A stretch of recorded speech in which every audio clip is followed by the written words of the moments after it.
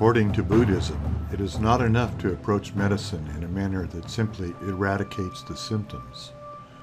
The spiritual aspect of disease and its mind-based causes and remedies must be the primary considerations.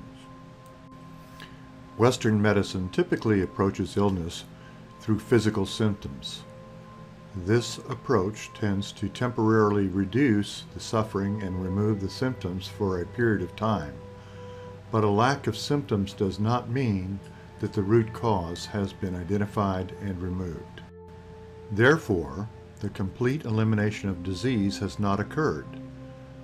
Buddhism offers patients not only symptomatic relief, but also spiritual guidance to ensure overall and long-lasting health. Let's review 9 practical points for non-Buddhist healthcare providers to provide healthcare to the Buddhist community. Number 1. Buddhism places strong emphasis on mindfulness so patients may request peace and quiet for the purpose of meditation, especially during a crisis. Number 2. Some Buddhists may express strong, culturally based concerns about modesty. For instance, regarding treatment by someone of the opposite sex may be unacceptable. Number 3. Beyond diet, Buddhists are strictly vegetarian in refusing to consume any meat or animal byproduct. For such patients, even medications that are produced using animals are likely to be problematic.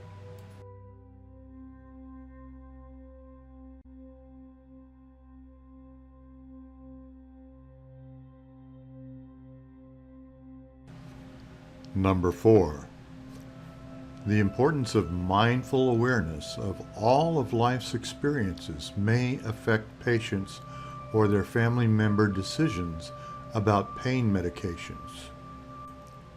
The family or the patient would worry that analgesics may unduly cloud awareness. Clinicians should be very specific in discussion of the use of any drug that may affect awareness. It should be noted that moderate use of analgesics might actually enable a patient who is struggling with pain to achieve greater concentration and mindfulness under the circumstances.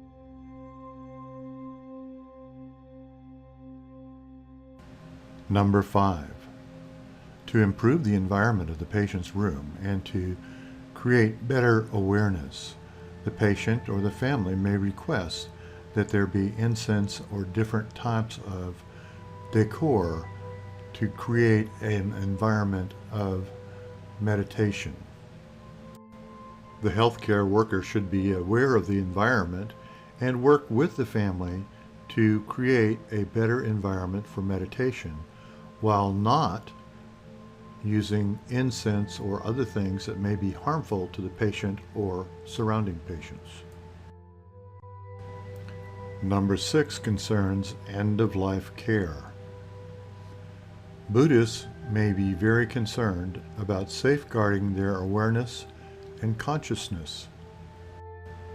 In initial consultations with the family and the patient, clarification of the patient's wishes about the use of analgesics in days and hours before death is strategically important for developing an ethical pain management plan.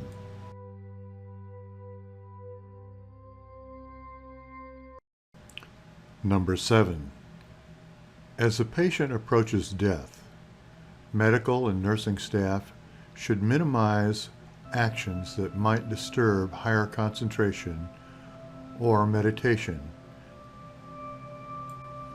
In the Buddhist tradition, death is conceived as a time of crucial transition with karmic implications. The family wishes to support the patient's desire to concentrate without distraction on the experience of dying.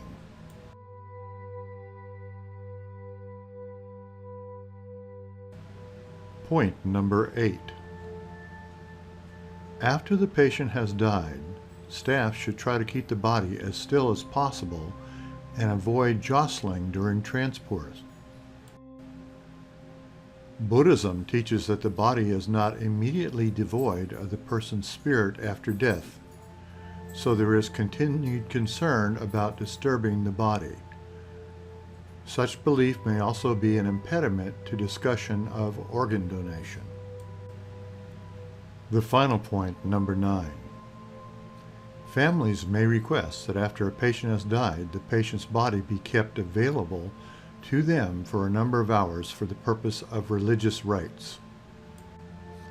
All such requests should be negotiated carefully, maximizing the opportunity for accommodation in recognition of the religious significance.